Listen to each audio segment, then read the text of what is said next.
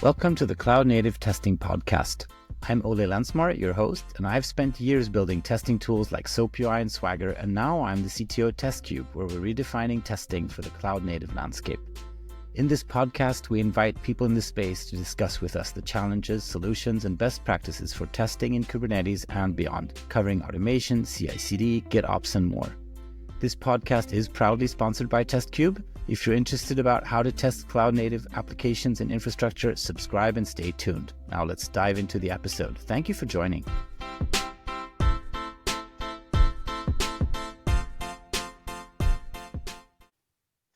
Hello and welcome to today's episode of the Cloud Native Testing Podcast. I'm super excited today to be joined by Leander Reimer, a fantastic advocate for TestCube over the years, although we're not here to talk specifically about TestCube. Leander, it's been a pleasure knowing you for this time. Please give us a short introduction of who you are, what you do. Thanks, Ole. Yes, so my name's Leander. I'm nowadays Managing Director and CTO of QAware. That's a Munich-based software consultancy. We do a lot of cloud-native development, cloud-native modernization projects at the heart of many, let's say, German-speaking, DACH region-based enterprises and SMEs. Background-wise, I studied computer science 25 years ago, I would say. I did receive my master's degree in distributed systems. Been in industry ever since, doing projects, different sizes, obviously. Also, that's maybe a coincidence for this talk today. I'm a lecturer for software quality assurance here at the university in my hometown. Okay, fantastic. So thank you. So QAware, or for English-speaking people, QA. Probably QAware, even though the A is not about QA, quality assurance, it's about quality and agility. Yeah. Yeah. So that obviously, directly leads us into maybe what I wanted to talk about is about quality and testing in cloud native, which is, coincidentally the topic of the podcast at large. When we've, other guests, we've talked about what is cloud native testing and how does it different from non-cloud native or regular or old school, whatever you might want to call it, testing. Love to hear kind of your thoughts on that and what you think yourself, but also what you see with your customers or the people that you interact with. Well, then maybe we should go back a bit in time, in software development time. I mean, as I said, I'm in the industry for quite some time, right? Testing used to be pretty easy, I guess, when there were monolithic systems, these big systems. Agile wasn't a thing back then, I guess, 10 years. So things were kind of easy, right? You had one system, maybe one API. You had long release cycles. You had one huge team, maybe even a dedicated testing team. So from a testing perspective, these times were actually pretty easy, right? I don't know if you agree, Ole, but I would say. So I definitely agree with the picture that going backwards in time, a more monolithic approach to building and deploying, delivering software also had a more clear place for testing in that pipeline or workflow. And in that life cycle, in the software delivery life cycle, right? Definitely agree with that. And that's, to me, that's kind of really what the big shift now is, that life cycle of software delivery has changed a lot thanks to cloud native. Right? Cycles got shorter. And obviously the systems we have to test with let's say the advent of cloud and, more microservice-based or more smaller deployment units, let's say, testing has become more challenging. And a lot more has shifted towards the developers also. And like it always is, if there is some pressure, either money-wise or time-wise, or some product owner pushing too hard, only looking for functionality, right, as a quality attribute, then it's just too easy to forget about or just leave the other quality attributes behind and leave the testing behind for these. And this is what I've seen multiple times when I do consultancy, go into, let's say, vintage systems. Usually what we find is an absolute lack of proper quality assurance. And if you ask the people, then you have different reason, right? Either it's the infrastructure complexity, or it's the time, and the lack of time to set up proper pipelines. Maybe it's even the lack of knowledge sometimes, right? So different reasons there, I find in reality. And I think, and that's why we're here, right? I think if you want to do your work right, then, well, you have to invest the time first up. But I think it's a myth that it takes a lot of effort to do that, right? There is the tooling there. There is good tooling out there. GitLab, GitHub, Actions. So if you do like a lot of testing in the CI, you can do a lot on your local machine and as a developer. And obviously, then there are Kubernetes-based tools like TestCube as an example that make life even more easier to, well, take these tests out of the pipeline and put them straight into the cluster when stuff gets changed, when the workloads change. And I think that's the future. That's super flexible. But I was just, like you were saying, I think one thing that I find interesting is you're describing that testing, the shift left we've talked about in the industry for a long time is to do shift testing earlier. But to me, that also, there's like a challenge there is that even though you maybe technically it's easier to do testing earlier, we have a lot of more like code driven approaches to writing all types of tests. The fact that you add testing to the workload of the engineers or the developers also sometimes results that there isn't as much testing being done, right? So it's like shift left has sometimes been has resulted in less testing actually being done at the end. So I like the idea of shift left, but in practicality, I think it's sometimes it has diluted kind of the actual testing, because that's not what, as an engineer maybe, or as a developer, and I hope I'm not stepping on anyone's toes here, is maybe that's not your top priority initially, unless you're doing a TDD or test-driven approach, which maybe works more for functional, but not as well for non-functional. Do you see that as well? That kind of shifting left has sometimes resulted in less testing being done, or is it the other way around? Has it actually raised the awareness or the focus on testing?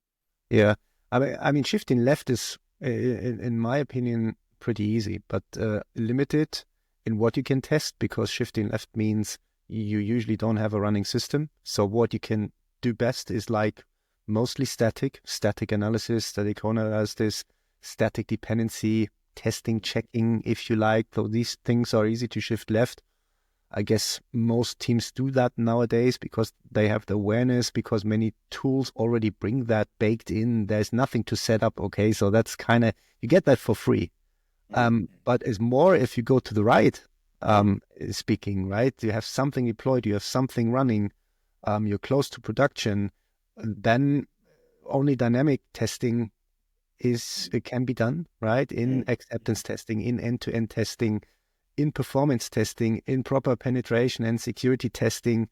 Yeah, right. Testing these always unfortunately called non-functional quality attributes.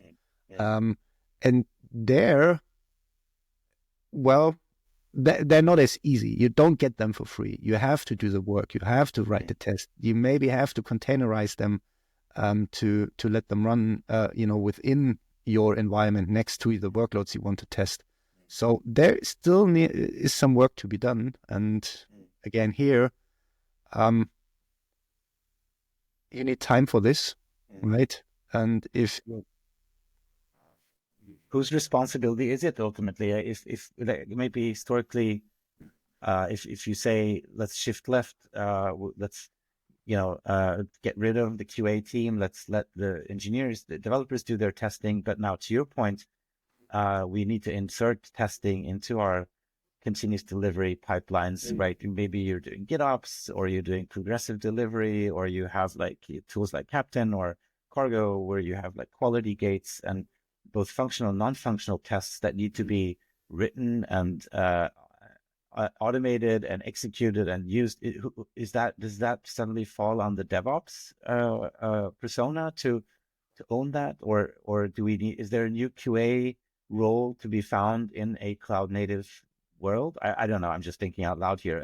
From what we see with TestCube specifically, it is very often DevOps people who are the ones crafting load tests, crafting security tests, and then injecting those in their pipelines. And the QA or traditional QA testing is more on the functional side of things. Does that like align with what you're seeing, or how are people doing it on your end? Partially, yes. I would argue that it's coming back to the responsibility you've been talking about, right? I guess the responsibility highly depends on the team topology you have.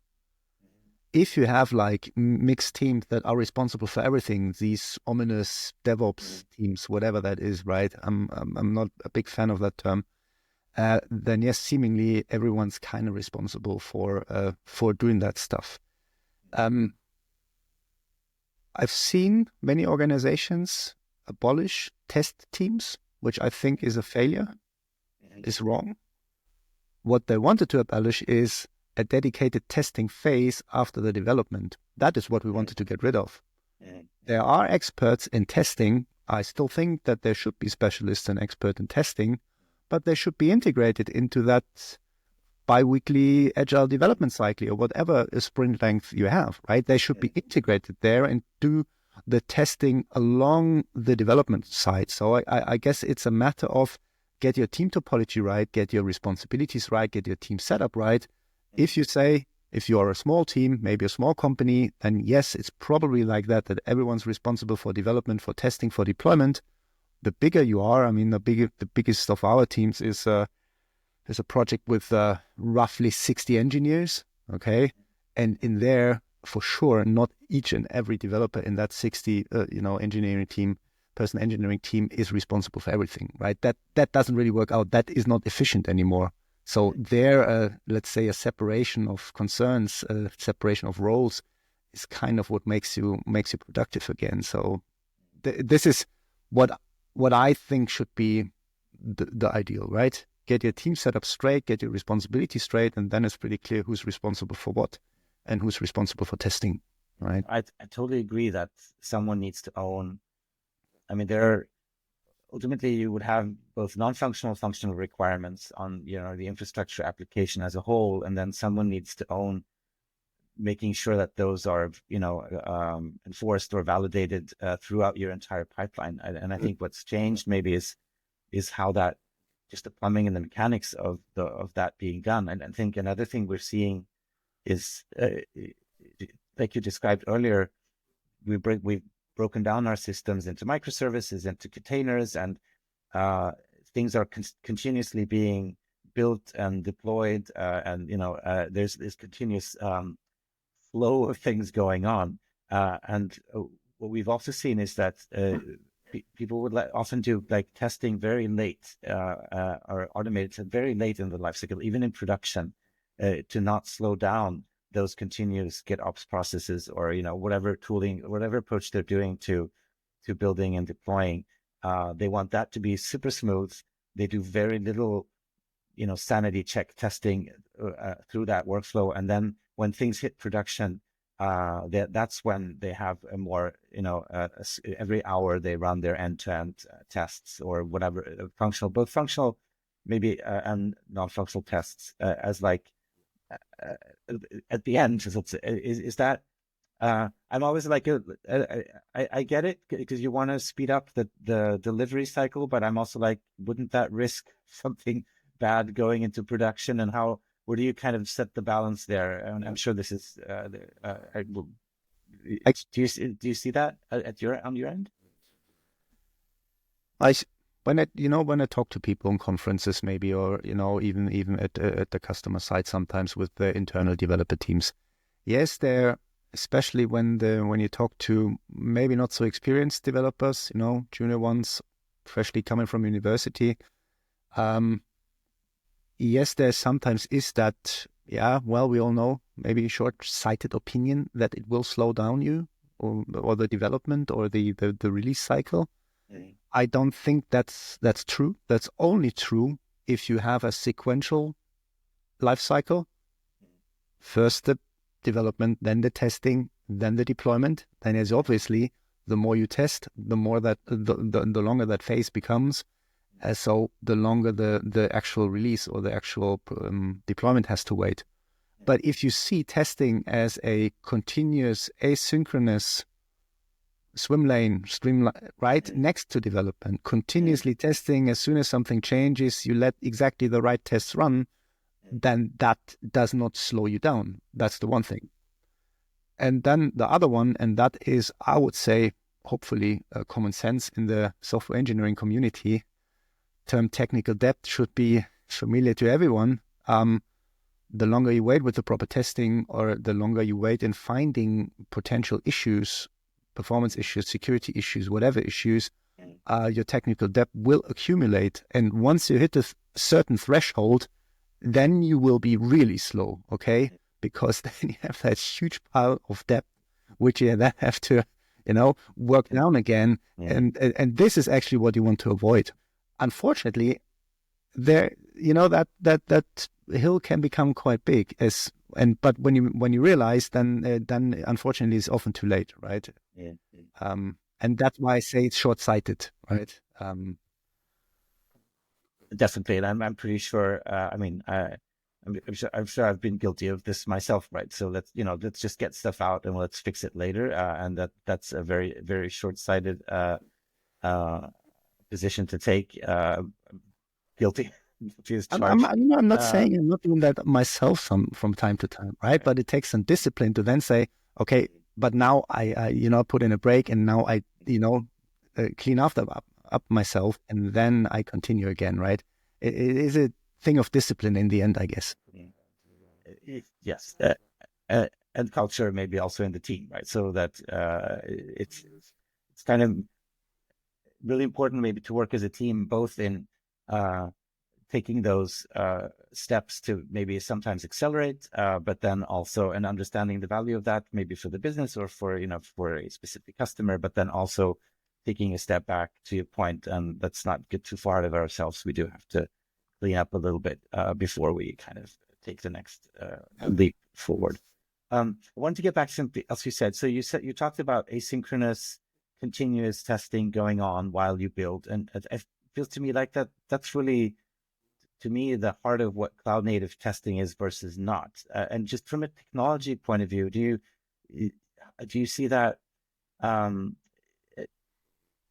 How does that kind of, how would that be implemented? Would you be using more event-driven pipelines? I'm just gonna like CD events or cloud events, or is it GitOps, or is it Tekton, or is it a Captain, or is it, what is kind of the, is it at what point does this become a tooling thing, or could you actually do this with GitHub Actions and Jenkins if you just shifted your mindset and utilize those tools in that way? I guess all possible what you said, I would say. I mean, my early experiments, and that's, oh God, I don't know, 3 years, almost 4 years ago now. My initial idea was to just leverage Kubernetes-based events, right? In the end, Kubernetes is it's a huge state machine, right? Something created, something deleted, something has changed. And that was then by coincidence, when I stumbled across TestCube in a very, very early version 0 something. It was really early. But so I kind of realized, okay, the idea is not bad to leverage Kubernetes-based events. But I guess all the other tools you mentioned, they are, Captain in a way is kind of an abstraction on top of Kubernetes-based events, which makes it even easier. There is the option in all these CI or CD tools like Argo or like Flux. We have both in different projects, or some think Argo is better, some think some of our teams think Flux is better. I'm not saying which I favor.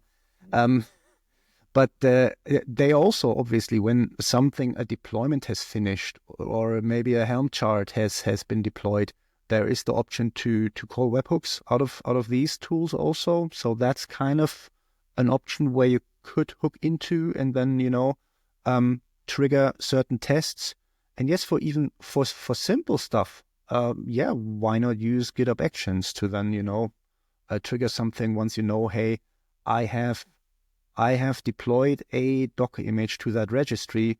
Please let some tests on, on the security of these images run. Or I have deployed a certain workload to my test environment, and now you trigger a GitHub towards the cluster, and then stuff runs. Okay, so all viable. I guess that's kind of dependent on the setup you have of your software development environment and infrastructure. But you should have everything in your toolbox, and then you can decide, depending on the project, what tool do you use and which trigger do you implement. I mean, I definitely conceptually like this idea of this being a continuous flow of things happening. Right? To your point, I build something, I push it to Docker Hub, that kicks off an event that triggers a deployment, and with Argo maybe, and then that itself kicks off an event that runs tests, and if those tests passes, then that kicks off an event that promotes my thing to another phase or whatever. I really like that. It feels like if all those things can work smoothly, you could have a really well working machine right at your disposal. I get that maybe the challenge is, one challenge I see today, and I don't know how to solve this, maybe you do, is how do I get I'd like to know what's going on, right? What events are currently being triggered, because you might have many different things being built and tested and deployed at the same time, and having some kind of view or insight into what place in this life cycle are my different components. That would feel like, to me, as maybe the control freak within me, which isn't very large, but it's still there. I would like to kind of see, be able to go in and look, okay, this is currently being, things are stuck here, or that's where we're putting much of our resources. Absolutely. I totally agree, right? I mean, having everything in a pipeline, the pipeline only runs when something changes, right? And when that actual workload changes, I think in a distributed system, the testing also becomes distributed, because if a downstream dependency, has been changed, you need to run the test of the upstream dependency also. With a pipeline approach, you can't really do that. And that then has the challenge that, you have different tests running at random times whenever something changes, right? So accumulating or getting a holistic view on the quality of the overall system, and accumulating all these different results of all these different tests, all the different logs, all the different failures or success rates, and other metrics that might be relevant. Like if you have a performance test, then obviously you want the test to be successful, but obviously you want to have a look at maybe some performance characteristica and that data is then located in some Prometheus instance, maybe because that one captured all the the response rate and the HTTP success codes and everything. So what you definitely need is that single pane of glass, I guess you call it, that single source of truth, of quality truth, so that then you can decide as a team or product owner to say like, okay, are we safe to release? Can we release? Is everything in order? Is everything as it should be? And then you can promote like not only one microservice, so maybe the system as a whole, or a functional group of services that are tightly related, for example, right? So that gives you then the flexibility. And that is something I see out there that still needs to be worked on a little. I agree. I think having that holistic view of not just testing, but everything going on in an asynchronous life cycle is something that will be more important. And another kind of interesting tangent that we've maybe on this is that sometimes it's still kind of, there's still like a one, I don't know what the word, one bottleneck for these life cycles. So I for example, we have customers who say like, at a certain time slot, we want to run only these load tests are allowed to run, right? We're not allowed to run anything else, right? Because they want to make sure that when these tests run, nothing else is kind of consuming resources, both for the system under test, but also for the testing tool itself. And that doesn't always work well with this kind of continuous flow of things always going on, because then you kind of basically you're locking down your infrastructure and saying, okay, for the next 2 hours, the performance team is going to run their tests and everything else is going to have to stop. And then when they're done, we can open the gates again and everything else can kind of pick up again. And that seems like to me like a little bit of collision between both the old way of doing things, where it's more like, waterfally, not in a necessarily bad way, but, and this kind of more continuous, fluent way. Have you seen anything like that on your end, or is that? Yeah, definitely. Not that often in recent times, but uh, let's say I have because we are an independent consultancy. I've seen many different clients in my time, and I think you have to take these concerns seriously. If they are raised, like, oh no, only at 2 at night we're allowed to the performance test because we have the fear of crippling some other workloads maybe, or deteriorating their quality of service. But if you dig a little deeper, I guess that is then our job as engineers, to dig deeper, to find the root cause, because maybe it's a valid reason.